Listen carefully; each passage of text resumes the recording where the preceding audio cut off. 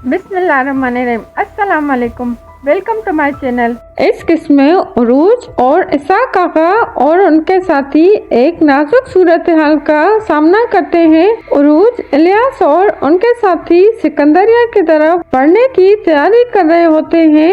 उरूज इलियास से कहता है, हम तेजी से सफर करें तो जल्दी सिकंदरिया पहुंच सकते हैं। हमें इसाक आका के लिए हकीम का बंदोबस्त करना होगा। इसाक आका जो जख्मी होते हैं कहते हैं, मैं मदेली जाऊंगा।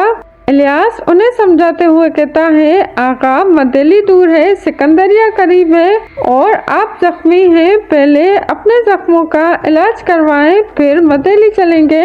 लेकिन इसाक आका के दिल में दर्द और गुस्सा भरा होता है। जैसे ही उरूज दस्तबीना का जिक्र करने लगता है, इसाक आका गुस्से में कहते हैं, उरूज मत दिखावा करो कि तुम्हें अपने खानदान की परवाह है। दस्तबीना के लिए तुमने सब कुछ छोड़ दिया, समंदरी लुटेरों के सरदार बन गए और हमें भूल गए, तुम मेरे भाई नहीं हो। ये अल्फाज सुन के उरूज का दिल टूट जाता है और वो शर्मिंदगी से इसाक आका का हाथ चूमने की कोशिश करता है, मगर इसाक आका अपना हाथ पीछे हटा लेते हैं।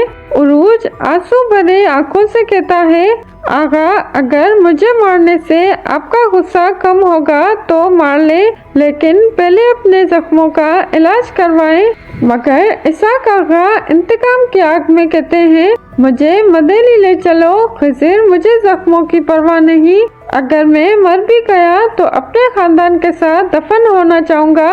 दूसरी तरफ यतीम खाने के करीब पेट्रो दरख्त के पीछे छुपकर कहता है, यहाँ क्या हो रहा है? वो आदमी जो घंटी में धमाका करना चाहता था और वो लड़की और अयूब का बेटा सब यहाँ पर मौजूद हैं।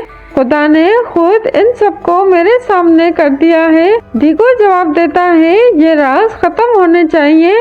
पेट्रो खतरनाक इरादे से कहता है, या तो ये राज हमारे हाथ लगेंगे या हमेशा के लिए दफन हो जाएंगे।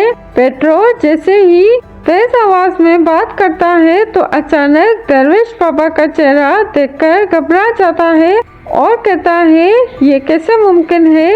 ये नहीं हो सकता। दरवेश बाबा शक में आकर ज़ैनब से कहते हैं, तुम फौरन अंदर चली जाओ, कोई हम पर नजर रखे हुए है।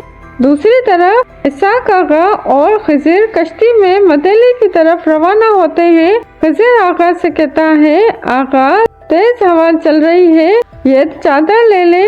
इसाक आका गहरी सांस लेते हुए कहते हैं, हवा का तूफान तो पहले ही हमें तबाह कर चुका है। खिज़िर, जिस तरफ से हमें खतरा था वहीं से हमें धोखा मिला।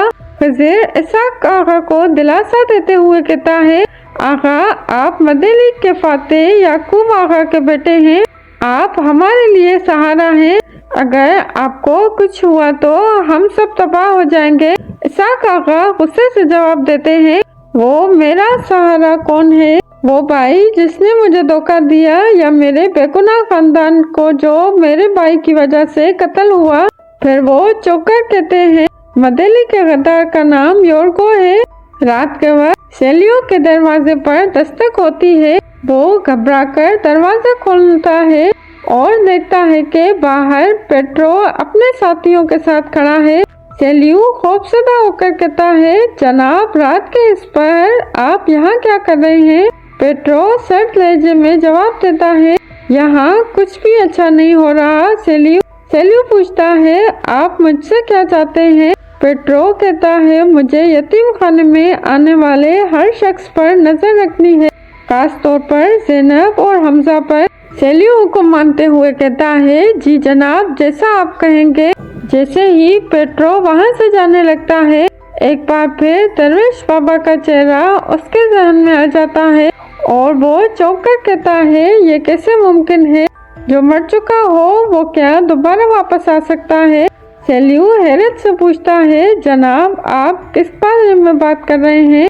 पेट्रो सर झटक कर कहता है, छोड़ो ये बात, लेकिन याद रखो यतीम खाने में जो आदमी है वो दिखावे का सूफी ना हो। होशियारी से काम लेना, अगर मौका मिले तो उसे भी खत्म कर दो। सेलियो में सर हिलाता है, जैसा आप हुक्म दे आफंदी। नाजरीन, क्या इसाक आका का इंतकाम पूरा होगा? अब पेट्रो अपनी साजिशों में कामयाब होगा? क्या दरवेश बाबा के राज खुलेंगे? ये सब जानने के लिए हमारी अगली किस्त देखना न भूलें। चैनल को सब्सक्राइब करें और बेल आइकन को दबाएं और वीडियो को लाइक और शेयर करें।